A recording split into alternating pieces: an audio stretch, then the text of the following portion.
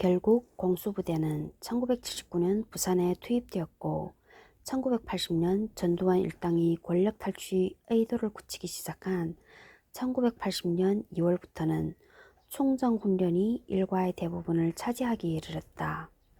4월에 광부들이 들고 일어난 사북항쟁 때도 공수부대 투입이 심각하게 검토되었지만 다행히 투입되기 직전에 노사 간의 합의가 이루어져 실행되지는 않았다. 하지만 총정훈련에 지친 병사들은 이런 훈련을 하게 만든 학생 등 시위대에 대한 분노를 품게 되었고 이는 1980년 5월의 비극을 낳고 말았다. 총정훈련은 1993년에야 폐지되었다. 노구치 시타가호 예거준 272페이지 해광고등학교의 박종철 열사 추모비 철아 잘 가그래 아버지는 아무 할 말이 없대. 이 땅의 민주화를 열망하는 시민의 힘을 확인시켜준 1987년은 한 대학생의 죽음으로 시작되었다. 1월 14일 치안본부 대공분실에서 취조 중이던 서울대 학생 박종철이 민중의 지팡이 경찰이 간 고문으로 사망하였다. 이 사건에 대해 경찰은 가혹 행위는 없었으며 탁하고 치니 억하고 쓰러졌다고 발표하여 전 국민의 분노를 자아냈다. 1월 28일 서울에서 김대중, 김영삼 등 각계 대표 9,782명이 참가한 박종철 국민추도회 준비위원회가 발족할 무렵 박종철의 고향인 부산에서는 사건의 진상을 폭로하고 고문을 규탄하는 민주세력의 활동이 활발해졌다. 부산 민주시민협의회 부민협은 기관지 민주시민과 각종 인쇄물을 제작 배포하였으며 천주교 정의구현 사제단의 추모미사가 준비되었다.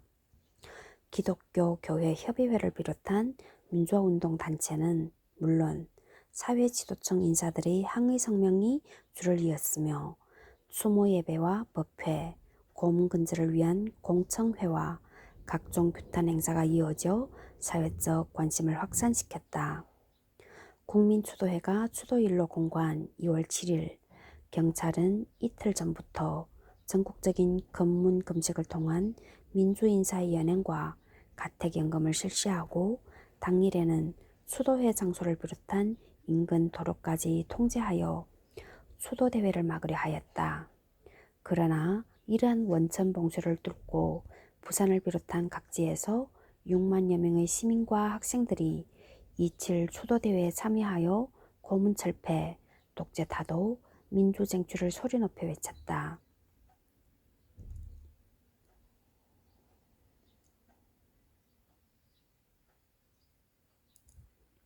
2004년에는 해광고의 펜 모양의 추모비가 건립되었다.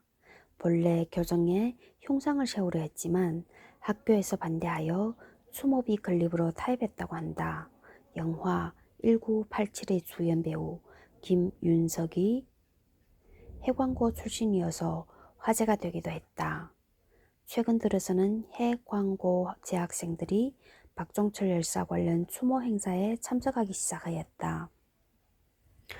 273페이지 4.19 혁명 위령탑 영도산 공원에 세웠다가 2007년 민주공원 들머리로 옮긴 4.19 혁명 희생자 위령탑은 전국의 4.19 기념 건조물 가운데 유일하게 시민모금을 통해 조성한 기금으로 건립한 조형물이다.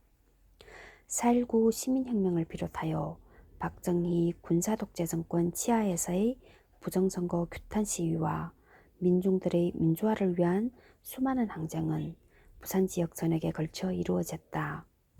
그 중에서도 시내의 중심부에 위치하고 있는 영두산 공원은 중요한 장소적 의미를 지녀왔다고 볼 수 있다. 즉, 암울한 시기에 부산 지역에서 광범위하게 펼쳐졌던 시민항쟁의 근거지로서의 장소적 의미를 지니고 있으며 영도를 굽어보며 광복동과 영주동, 남포동, 중앙동이 맞닿는 지리적 위치 또한 시민들에게 민주항쟁의 기념비축 공간으로 각인시키는 의미도 크기 때문이다. 274페이지 민주공원. 한국 근현대사의 발전에 있어서 부산지역 시민화운동은 결정적인 공헌을 해왔다. 4.19 민주혁명에서 포마민주항쟁까지, 그리고 이러한 시민의 민주주의를 위한 항쟁은 6월 민주대항쟁으로 면면이 계승되어 왔다. 부산 시민의 숭고한 희생정신과 민주주의에 대한 열망을 기리고 계승 발전시키기 위해 부산 지역 민주주의 역사와 민주운동의 흐름을 모아서 조성한 공간이 바로 민주공원이다. 민주공원의 목표에서도 이를 역사의 산 교육장으로 활용하여 시민의 자부심을 고취시키고 아울러 민주화의 산실인 부산의 역사적 위상을 높이고자 한다고 밝히고 있다. 274페이지 부산 민주공원은 역사적 의미를 떠나 부산 시내를 바라보는 경관만으로도 가볼 만한 가치가 있다. 부산 민주공원.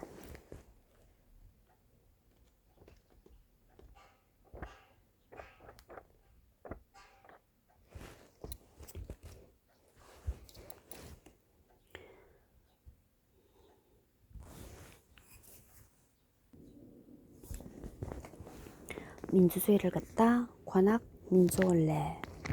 407페이지 서울대의 관악 이전. 407 관악 민주원래 코스. 409 서울대 4.19 기념탑, 이순열사동상, 조영대 홀과 유민홀, 자하연, 박혜정, 이재호, 김세진 열사 추모비, 박종철, 최우혁, 조성만, 황정하, 조정식 열사 추모비, 아크로폴리스 광장, 학생회관, 2층 라운지와 대자보, 중앙도서관, 서울대 교장각, 서울대 정문, 한국원 동판, 그날이 오면 예터, 녹두거리, 암울한 시대, 민주주의와 민중지향적 저항 문화의 현장, 박종철 거리, 해야 할 이야기, 박종철 열사 고문치사 사건. 441 그 외 장소들. 450 김상진, 이동수 열사 추모비, 김태훈, 우정원, 김성수 열사 추모비, 김세진, 이재호 열사의 마지막 숨결을 품은 서광빌딩, 김대중과 노무현 두 대통령의 마지막 유세 장소 봉림교, 프리덤 트레일과 민주올레. 455페이지 후기. 458페이지 참고서적. 460페이지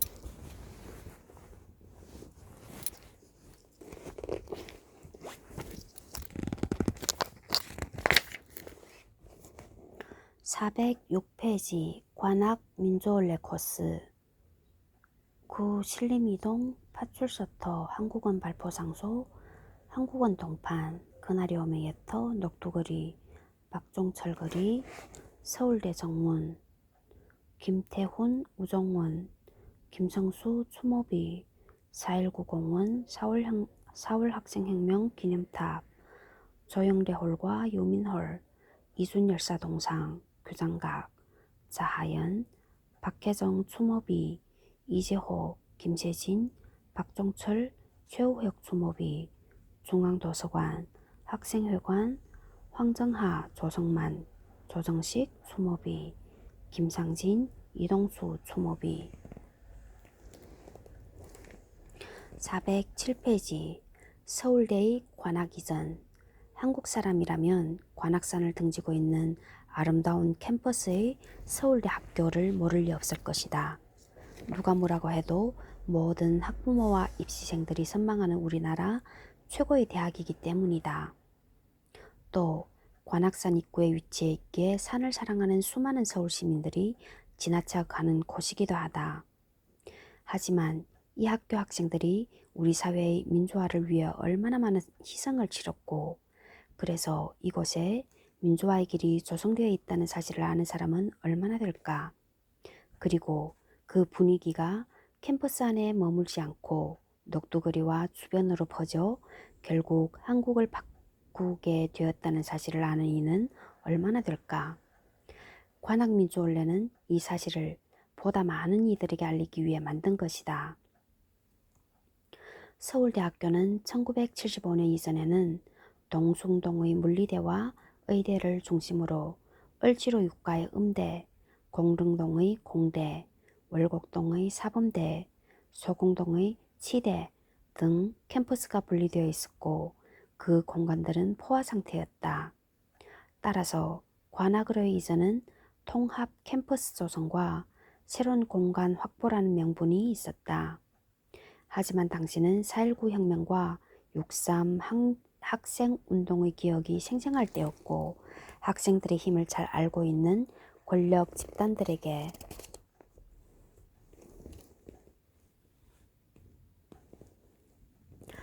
청와대와 중앙부처에 가까운 위치에 있는 서울대학교는 신경 쓰이는 존재가 아닐 수 없었다. 그래서 가장 강력한 반체제 세력인 대학생, 그것도 가장 상징성이 큰 서울대를 외진 곳으로 이전하여 위력을 반감시키려는 의도가 크게 작용했다. 대학 이전과 함께 동양 최대 규모의 파출소를 정문 앞에 세운 것이 좋은 증거이다. 또한 신도시가 건설될 강남이 아닌 관악으로 이전한 이유도 대학생들의 데모를 신시가지가 아닌 외진 관악산 기슭에서 차단하기 위해서였던 것이다. 어쨌든 서울대 관악 캠퍼스는 이렇게 시작되었고 관악구의 문화에 결정적인 영향을 미치게 된다. 서울대 관악 캠퍼스의 규모는 엄청나다. 그래서 예전에는 서울대학교를 가는데 서울대 입구역에서 내리는 친구를 바보라고 불렀는데 요즘은 서울대 입구역에서 택시를 타고 정문에서 내리면 바보라고 할 정도다. 409페이지 관악민주원래 코스 서울대 4.19 기념탑 서울대학교 민주화의 길은 관악캠퍼스 교장각 한국학연구원 앞 4.19 공원에서 시작된다. 이곳에는 1960년 4.19 혁명 과정에서 경찰의 발포로 희생된 서울대생 6명의 추모비와 동상이 세워져 있다. 이 탑은 동숭동 캠퍼스 시절인 1961년 4월 19일에 세워졌으니 캠퍼스 자체보다도 더 오래되었다. 사실 거의 한 갑자전에 세워진 것이라 탑도 그렇고 유재신 열사와 손중근 열사를 기념하는 나신의 동상도 솔직히 지금 기준으로는 상당히 촌스러워 보인다. 하지만 역설적으로 당시의 숨결을 느낄 수 있는 작품이기도 하다. 기념탑 옆에는 경무대 앞에서 경찰의 총에 쓰러진 안승준 열사의 추모비가 서 있고 역시 같이 희생된 고순자, 김치호, 박동훈 열사의 추모비도 어깨를 나란히 하고 있다. 1975년 유신 정권은 4.19 기념탑과 추모 동상을 서울대학교 교정 맨 안쪽의 구석진 곳 공대 폭포 위쪽 지금의 신공학관 쪽에 방치하듯 옮겨놓았다. 이곳의 위치는 학생회관 쪽에서 출발해도 10분 이상 걸어가야 되고 주변에 건물도 없어서 학생들도 자주 찾지 않는 한적한 곳이었다. 학생들이 4.19 정신을 잊게 만들려는 독재정권의 의도가 읽히는 대목이다. 그러나 4.19 탑의 한적함이 오히려 일부 학생들에겐 많은 학생들로 붐비는 캠퍼스에서 그나마 홀로 마음을 달랠 수 있는 나만의 공간으로 애용되는 매력 포인트가 되기도 하였다. 서울대 열사들도 인문대와 사회대에서 출발하여 사범대를 거쳐 버들골을 지나 캠퍼스 위쪽의 순환도로를 따라 조용한 그 길을 걸어갔다. 한참을 걸어가도 학생들을 마주칠 일은 거의 없고 새의 지저귀도 듣고 주위의 풍경도 둘러보며 혼잣말을 하거나 노래를 흥얼거리기도 했을 것이다. 이미 몇 번을 보았겠지만 괜히 또 한 번 기념탑 수목을 또 읽어보고 한두 바퀴 돌기도 했을 것이다. 또 앞쪽에 걸터앉아 건너편 관악산과 지는 노을을 바라보았을 것이다. 때로는 우렁차게 노래도 불러보았을 것이다. 이곳에 들르는 학생들은 왔다가 그냥 가지 않고 보통 30분에서 1시간가량 혼자만의 시간을 가졌다. 이러한 혼자만의 시간은 울적하고 답답하고 방황하는 마음을 정리할 수 있게 해준다. 4.19 탑은 1980년대 당시 학생들의 아픔과 고민을 느껴볼 수 있는 공간이기도 하다. 서울대학교 학생들은 우리 사회가 민주주의를 쟁취하는 과정에서 주도적인 역할을 하고 기꺼이 자신을 희생해왔다. 그리고 이들을 기리는 추모기념비가 관악 캠퍼스 곳곳에 설치되어 있다. 서울대학교는 6월 항쟁 22주년이 되는 1987년 2009년 11월 17일 방치된 기념물을 정리하고 안내 표지판을 세워 이들을 하나의 길로 연결하는 민주화의 길을 만들었다. 서울대학교 민주화의 길은 4.19 공원, 사회과학대학, 인문대학, 자연과학대학과 공과대학, 농업생명과학대학으로 총 1.2km를 이어준다. 410페이지 그림 서울 학생 혁명 기념탑 4회学生革命纪念塔 그림이 민주화의 길 411페이지 그림 이순 열사 동상 411페이지 이순 열사 동상 이순 열사는 1895년 11월 막 세워진 법관 양성소를 1기로 졸업한 뒤 현재 검사에 해당하는 한성재판소 검사시보 당시 검사는 재판소 소속으로 임명되었다. 서울대법대의 전신인 법관 양성소는 일제강점기인 1920년 경성 법학전문학교로 이름이 바뀌었다. 1926년에 설립된 경성제대 법학과와 양립하다. 1946년 서울대가 세워지면서 서울대법대로 통합됐다. 법대 관계자는 이 열사는 법률가를 넘어 특사로 활동하며 국가의 지도자 역할까지 했다는 점에서 학생들에게 귀감이 되리라 본다고 말했다. 1907년 고종 황제의 특명을 받은 이 열사는 네덜란드 헤이그 만국 평화회의에 참석하여 을사늑약의 부당함을 호소하려다가 일본의 방해로 뜻을 이루지 못하고 같은 해 7월 순국했다. 서울대법대는 근대 법학교육 100주년을 기념관을 세운 데 이어 그 앞에 이순 열사의 동상을 세웠다. 참고로 100주년 기념관 안에는 유신 때 희생된 서울대법대 최종길 교수를 기념하는 홀이 있다. 412페이지 조영래 홀과 유민홀 조영래 변호사는 1947년 3월 26일 대구에서 태어났다.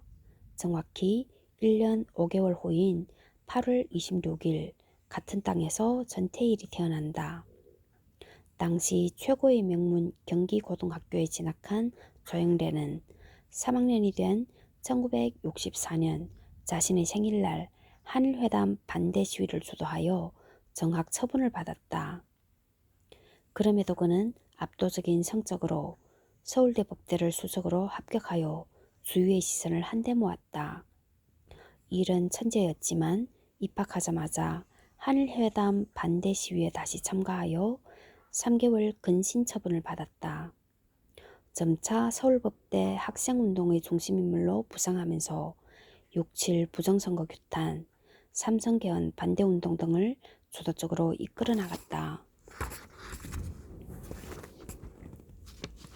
1969년 대학을 졸업하고 대학원에 진학하면서 사법 시험을 준비하던 중 그의 일생, 아니 수많은 한국 청년들의 일생을 바꾼 사건이 벌어졌다. 바로 전태일 열사의 죽음이었다. 전태일의 대학생 친구가 되기로 결심한 그는 열사의 시신을 인수받아 서울법대 학생장을 주선하고 시국 선언문의 초안을 썼다. 그때부터 그의 일생은 전태일과 하나였다.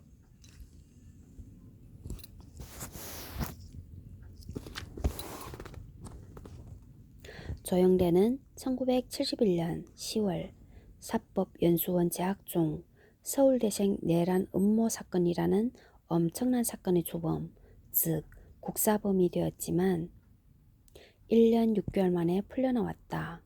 하지만 이는 예고편에 불과했다. 1974년 4월에 민청항련 사건으로 수배되어 무려 6년 동안 그의 인생의 7분의 1이 넘는 긴 도피 생활이 시작되었다. 물론 그는 이 기간을 헛되이 보내지 않았다. 바로 전태일 평전의 집필이었다. 전태일 열사 주변에 있던 사람들의 인터뷰를 기초로 원고는 1976년 가을에 완성되었다. 한국 현대사의 고전이자 수많은 대학생들을 노동 현장으로 가게 만든 이 책의 저자는 조영래가 아닌 전태일 기념관 건립위원회였다. 이 책은 원고지 형태로 가제본되어 노동 현장에서 교재로 쓰이다가 1983년이 되어서야 어느 청년 노동자의 삶과 죽음이라는 제목으로 출판되었다. 그리고 1990년에 비로소 전태일 평전이라는 제대로 된 이름을 가지게 되었고, 당연하게도 조영래의 이름을 밝히려 했지만 이 책이 나오기 한 달 전에 그는 세상을 뜨고 말았다. 그의 활동은 거기서 멈추지 않았다. 1975년에는 김지하의 양심선언을 성사시켜 유신 독재의 정당성에 큰 타격을 가했다. 1979년 10월 26일 박정희가 비명에 가자 유신체제는 무너졌다. 그는 1980년 1월 옥인동 대공분실에 스스로 출두하였고 3월에 사법연수원에 재입소하여 1982년 2월 수료 정식 변호사가 되었다. 변호사가 되고 난 후 그의 활약은 그야말로 초인적이었다. 1984년 10월 망원동 수재 사건을 사실상 원고를 만들어내다시피 하여 6년간의 법정 공방 끝에 사상 최초의 대규모 집단소송을 승리로 이끌었다.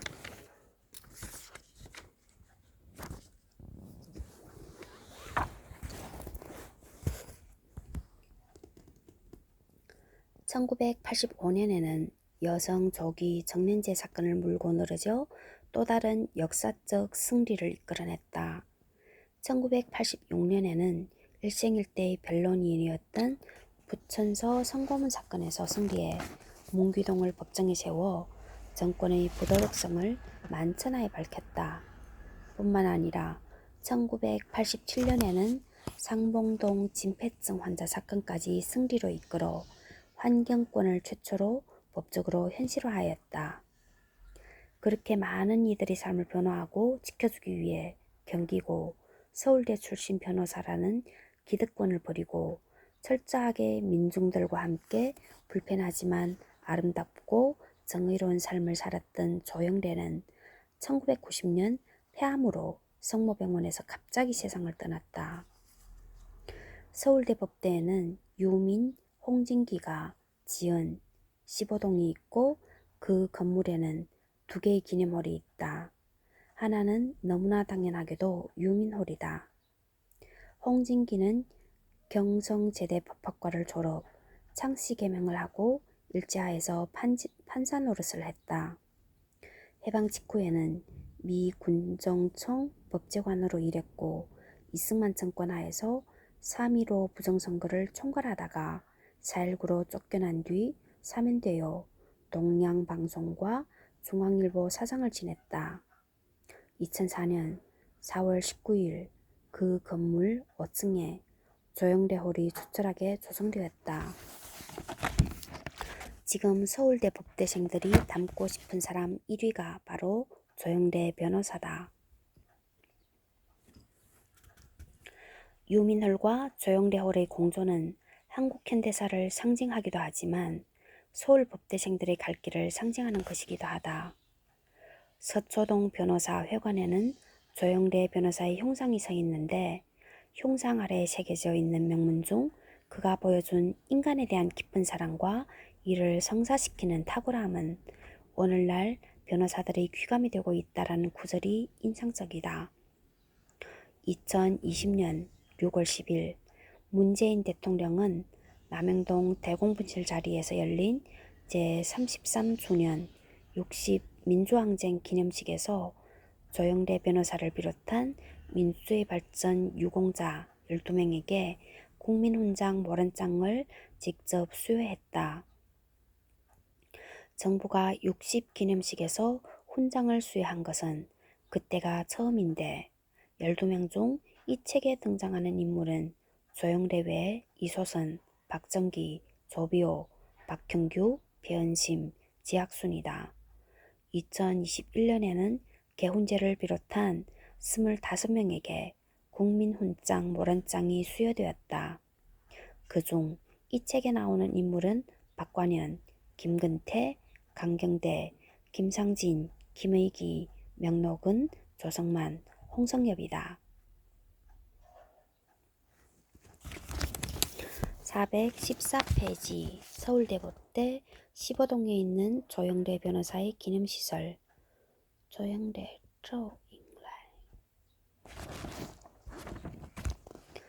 415페이지 자하연 관악산 자락에서 대학 시절을 보낸 학생치고 이곳에서 사색에 한번 잠겨보지 않은 이가 있을까요?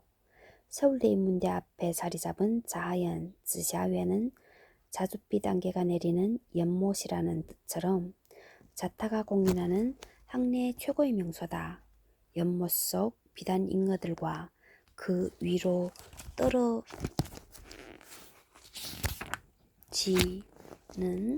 나뭇잎을 바라보며 학자들은 학문적 명상에 빠져들고 남녀 학생들은 저마다 연애담에 시간 가는 줄 모른다. 자하연의 유래는 조선시대로 거슬러 올라간다. 18세기 조선 후기 유명한 학자였던 신위,沈巍의 호가 자하였고 과천에서 성장한 그는 계곡이었던 이곳 일대를 자하동천, 지샤동텐이라 했다. 조선시대에는 관악산의 불기인이 세다 하여 산 주변 곳곳에 못을 팠는데 자하연이 그 중 하나라는 설도 있다. 2008년 서울대학은 연못 앞에 신위 선생의 시비를 세웠다. 자하연은 1975년 서울대가 관악 캠퍼스로 이전할 당시 있었던 골프장 내 연못이었고 하늘색 시멘트 다리가 놓여 있었다. 인문대 교수들은 이 다리를 자하교로 지칭했고 학생들은 오작교라 불렀다. 하지만 연인 남녀가 이 다리를 함께 지나가면 1년 안에 헤어진다는 속설 때문인지 다리를 건너는 사람은 그리 많지 않았다. 417페이지 단풍나무와 플라타너스로 뒤덮여 쉘링무 아름다운 공간이지만 쓰라린 기억도 있다. 95년 5월 학내 모 동아리 회원 20여 명이 다리 위에서 만취한 신임회장 신모 당시 20세 씨를 연못 속에 던져놓는 통과 의례를 벌이다가 신씨 등 두 공대생이 익사하는 사고가 발생했던 것이다. 이 참사로 자하연은 한동안 대학생들의 그릇된 음주 문화를 상징하는 불명예스런 장소로 회자되기도 했다. 이후 자하연 다리는 강제 철거되어 추억 속으로 사라졌다. 주변 경관과 사고 예방 등을 고려한 대학 본부 측의 조치였다. 서울대 관계자는 다리를 없앤 뒤 연못이 커 보이고 전경이 확 트여 한결 보기 좋다는 얘기를 많이 듣는다고 말했다.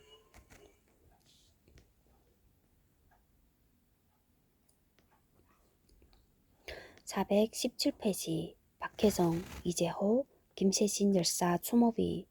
인문대학 건물 옆에는 작은 박혜정 추모비가 서 있다.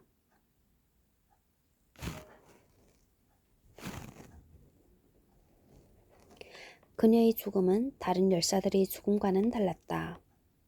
경찰의 폭력과 최루탄이 일상화되다시피 하고 마음으로밖에 참여하지 못하는 이들에게는 민주화를 외치다가 죽어가고 감옥에 가는 학우들을 보는 것만으로도 괴로운 날들이었다.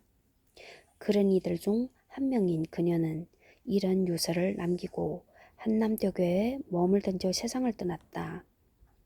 더 이상 죄지음의 빚짐을 감당할 수 없다. 아름답게 살아가는 모든 이들에게 부끄럽다. 사랑으로 못했던 빚갚음일 뿐이다.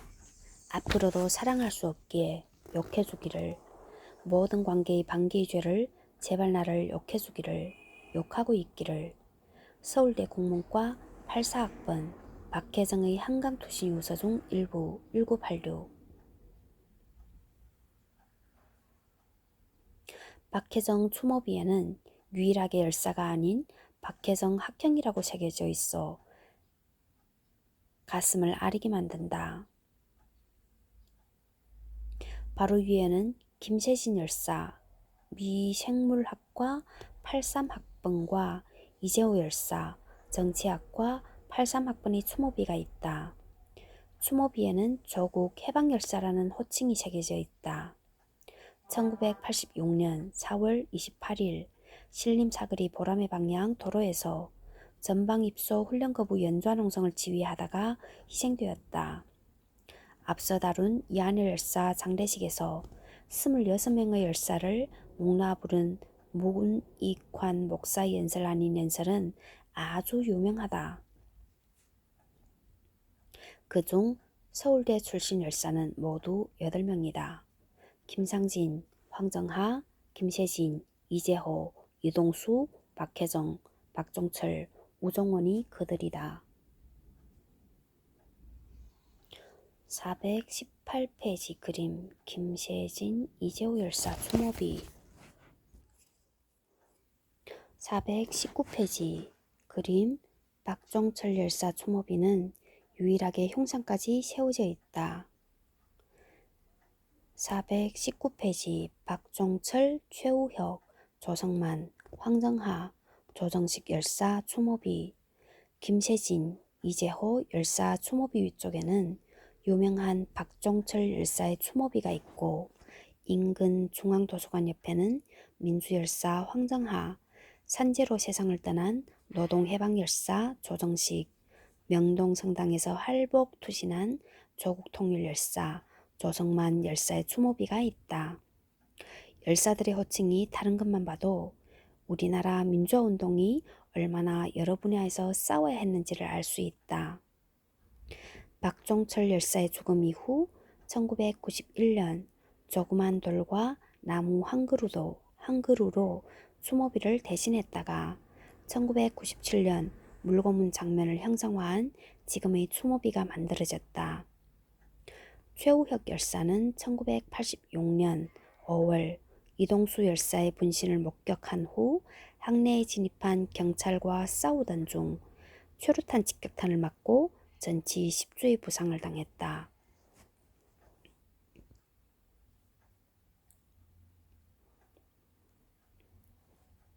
이후 자식의 민주화 활동을 걱정하던 부모님의 강권으로 1987년 군에 입대했다. 그러나 재학 중 민주화운동 경력을 빌미로 보안사의 관찰 대상이 되어 이들의 공작과 가혹 행위에 맞서 최후의 항거 수단으로 분신에 이르게 되었다. 당시 자식의 안위를 위해 열사를 군에 입대시켰던 어머니는 자신이 자식을 죽음으로 이끌었다는 죄책감에 실명하기까지 하는 등 고통을 겪다가 1991년 한강에 몸을 던지고 말았다. 희생된 서울대 출신 열사는 모두 19명, 730명이 제명되었고 그 대부분이 구속되었다. 무기정학을 받은 학생은 681명, 요기정학 496명, 근신 886명, 경고 1579명, 지도효화 206명, 징계자의 총수는 4578명에 달한다. 민주주의는 정말 피를 먹고 자란다는 것을 보여주는 생생한 증거가 아닐 수 없다. 420페이지 아크로폴리스 광장. 서울대학교를 상징하는 대표적인 조형물이 정문이라면 서울대학교 민주화운동을 상징하는 대표적 공간으로는 아크로폴리스 이하 아크로를 들 수 있다. 아크로는 1970년대와 1980년대 서울대학교 학생들의 학생자치 실행 공간이자 민주화운동을 벌인 핵심 장소로서 학생들이 가장 애정을 갖는 상징적 공간이다.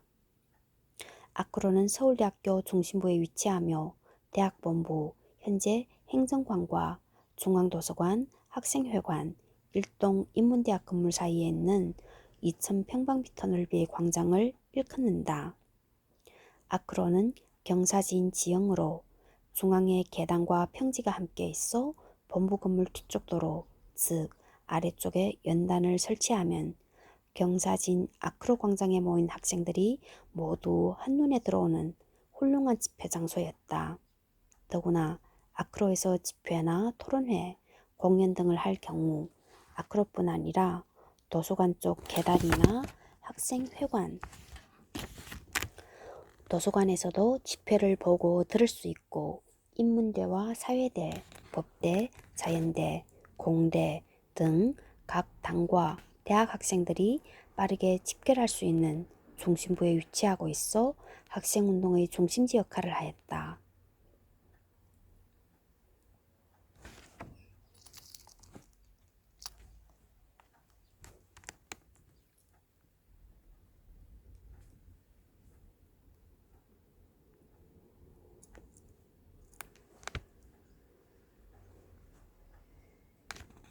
아크로는 관악 캠퍼스가 문을 열자마자 그 역할을 해냈다. 1975년 3월 14일 관악 캠퍼스 이전 후 첫 개강일부터 자연계열 학생 300여 명이 학원 민주화를 요구하며 집회를 열었고 24일에는 아크로에 학생 1,000여 명이 모여 학원 민주화를 위한 자유 성토대회를 열고 고문 정치 원용 색출 처단, 학생에 대한 모든 정치적 징계 백지화 등을 요구했기 때문이다. 1975년 4월 11일 농과대학 시국 성토대회에서 김상진 열사가 할복으로 자결하자 박정희 정권은 장례식도 없이 열사의 시신을 화장하고 모든 집회를 전면 금지했다. 그러나 학생들은 5월 22일 아크로에 4,000여 명이 모여 김상진 열사의 장례식을 거행하고 교문에서 경찰과 투쟁을 벌이기도 하였다. 이때 구속된 인물이 박원순 전 서울시장이다. 이후 이곳에서 김세진, 이재호, 박종철 열사의 장례식이 열렸고 박 열사의 죽음을 애도한 이해수 교수의 바람맞이 한판 춤의 무대가 되기도 했다. 하지만 가장 충격적인 사건은 1986년 5월 20일에 일어났다. 5월째 행사가 한창인 오후 3시 30분경 문익환 목사의 연설 중 학생회관 4층 옥상 난간에서 구호 소리가 들리기 시작했다. 파쇼의 선봉 전두환을 처단하자, 폭력경찰 물러가라, 미제국주의 물러가라, 어영교수 물러가라 등을 외치며 원예학과 이동수가 불덩어리가 되어 떨어진 것이다. 아크로폴리스에 모여있던 학생들은 예기치 못했던 상황에 극도의 놀람과 흥분에 휩싸였다. 7m 아래로 떨어져서도 한동안 불길이 오르다가 더 이상 움직이지 않았다. 그 위에 쏟아지는 최루탄의 매운 연기, 폭발음, 비명소리가 들리면서 아크로폴리스의